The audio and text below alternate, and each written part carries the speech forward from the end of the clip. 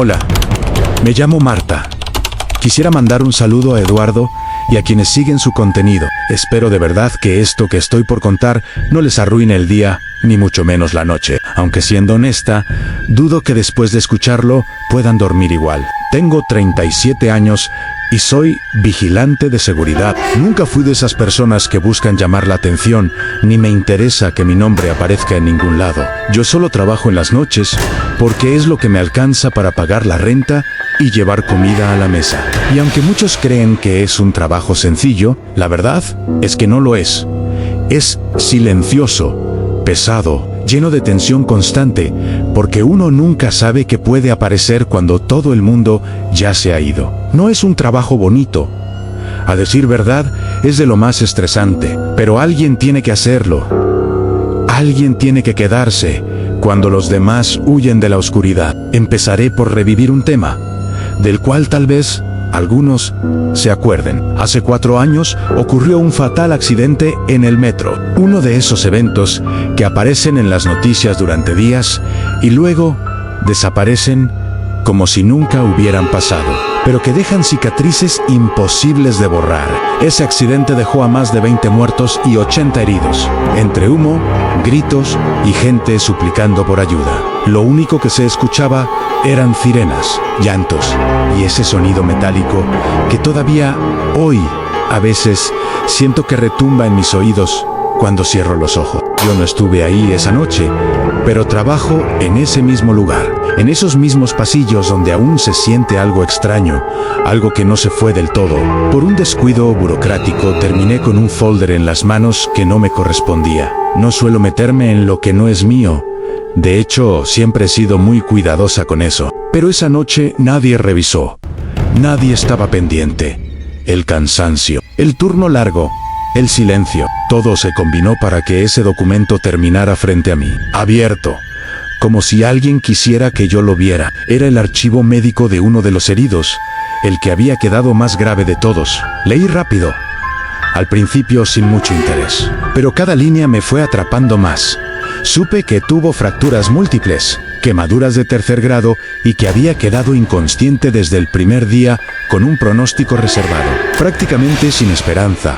Todo estaba escrito con esa frialdad clínica que no deja espacio para la compasión, como si la vida de esa persona se hubiera reducido a términos técnicos. Cerré el folder y lo devolví como si nada hubiera pasado, pero la información ya estaba dentro de mi cabeza. Se quedó conmigo como si hubiera memorizado algo que no debía, como si hubiera cruzado una línea invisible, sin saber en lo que me estaba metiendo, porque lo que vino después fue mucho peor. En uno de esos recorridos nocturnos lo vi por primera vez. Al principio pensé que era mi imaginación, el cansancio jugando conmigo, pero no.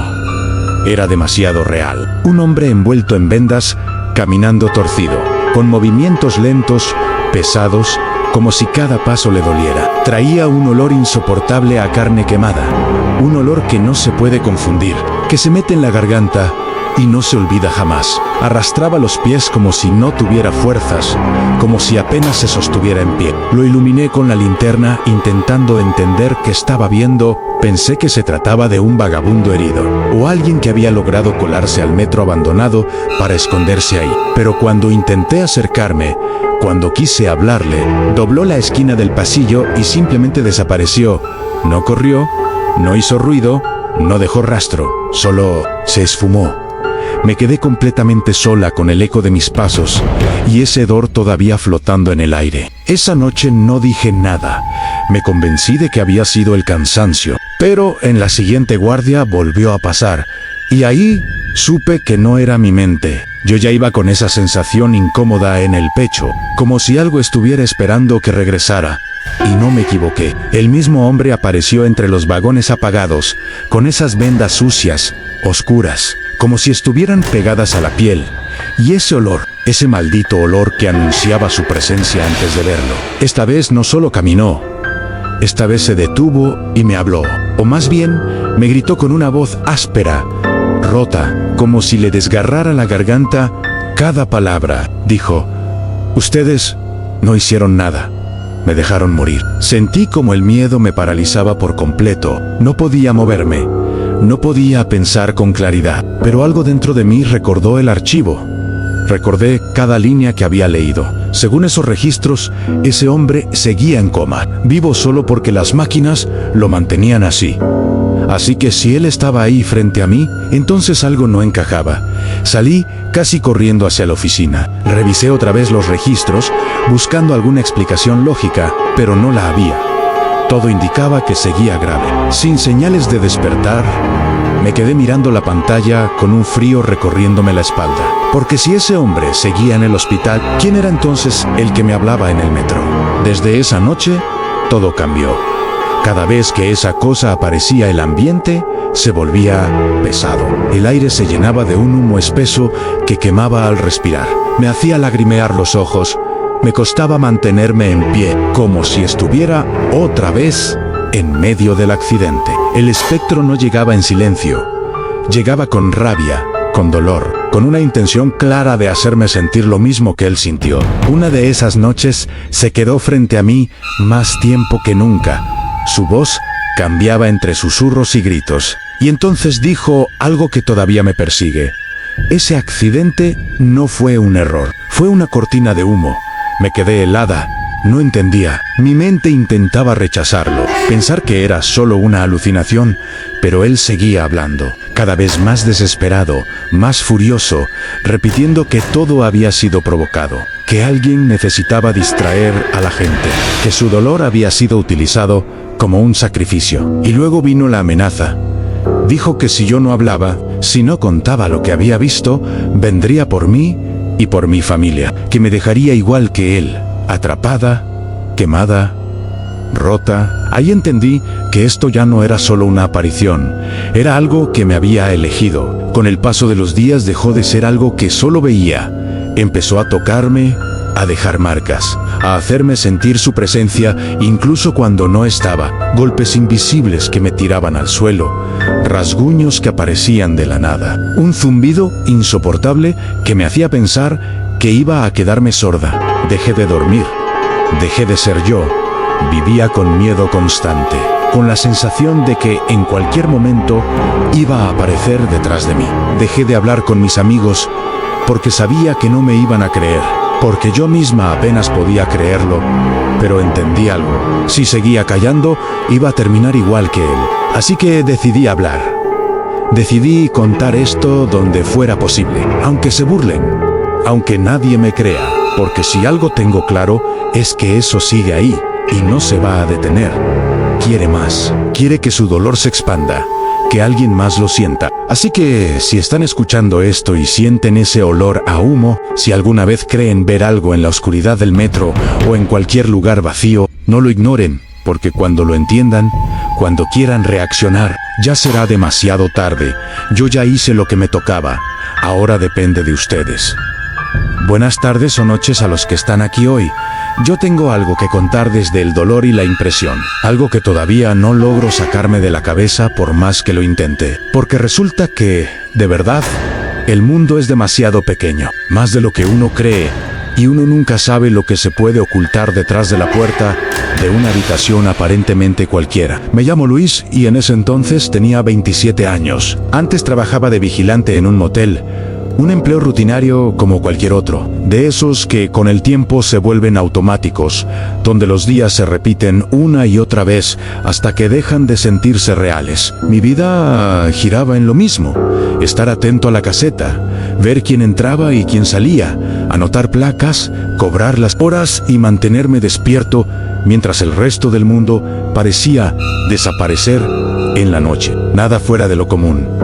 Nada que me hiciera pensar que algún día algo iba a romper esa monotonía. La mayoría de los días eran tan parecidos que a veces sentía que vivía en un bucle interminable, como si el tiempo no avanzara realmente ahí dentro. Pero hubo una noche, una sola noche, que se salió completamente de lo acostumbrado. Una noche que hasta el día de hoy sigue regresando a mí cada vez que cierro los ojos. Todo empezó cuando vi llegar un coche distinto a todos los demás. No era un auto común, no era una camioneta ni un taxi, era una carroza fúnebre.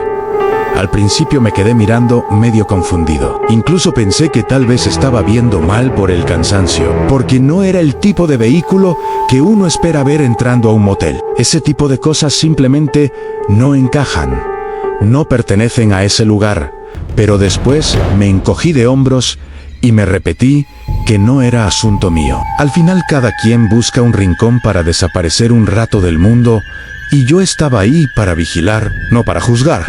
Traté de convencerme de que el conductor debía ser alguien del gremio, un trabajador funerario que venía arrastrando el cansancio de su jornada. Tal vez quería dormir un rato, o tal vez necesitaba perderse en algo que le hiciera olvidar lo que veía todos los días. Yo no estaba para hacer preguntas, así que solo hice lo que tocaba.